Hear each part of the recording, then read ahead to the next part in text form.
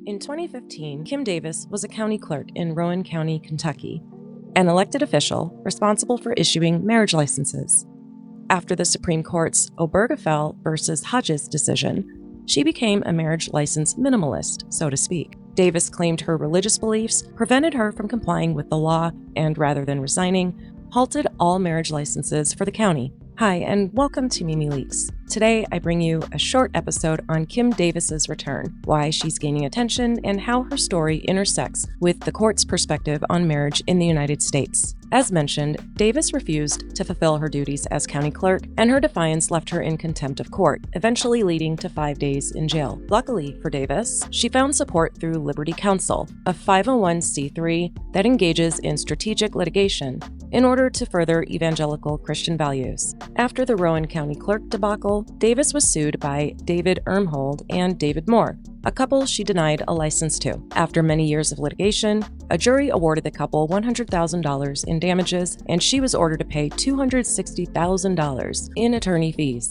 Davis filed an appeal in 2024, lost, and in 2025 petitioned the Supreme Court in a final attempt to have the verdict against her overturned. Davis's attorneys called the Obergefell decision egregiously wrong, arguing that her First Amendment rights should have shielded her from personal liability, and because she was held liable for actions tied directly to a constitutional mandate from Obergefell, Davis argues that she has standing to ask the court to revisit that precedent.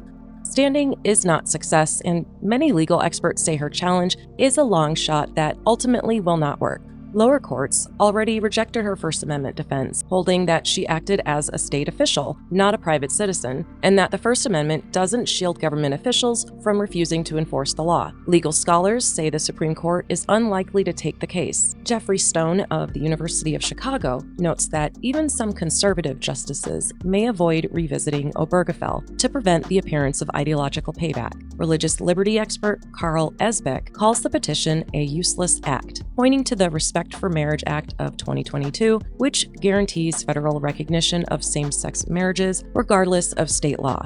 Public opinion undercuts the strategy. Around 70% of Americans support marriage equality, while support within the GOP remains notably lower. Whatever the court does, national sentiment isn't on Davis's side. Meanwhile, lawmakers in 9 states are advancing measures to undermine Obergefell. 5 have introduced resolutions urging the court to overturn it. 4 are pushing covenant marriage frameworks that effectively exclude same-sex couples. Davis filed her petition on July 24, 2025. The justices will consider it during their fall conference. If the court grants review, oral arguments could begin in spring 2026 with a decision by June. If they deny review, Davis's appeal ends and Obergefell remains untouched. What the petition accomplishes remains to be seen, but for a law firm that strategically pursues litigation to advance its values and a named party willing to provide the vehicle to get it there, bringing the suit back into the spotlight could yield wins in public discourse, policy influence, and other arenas well beyond the courtroom.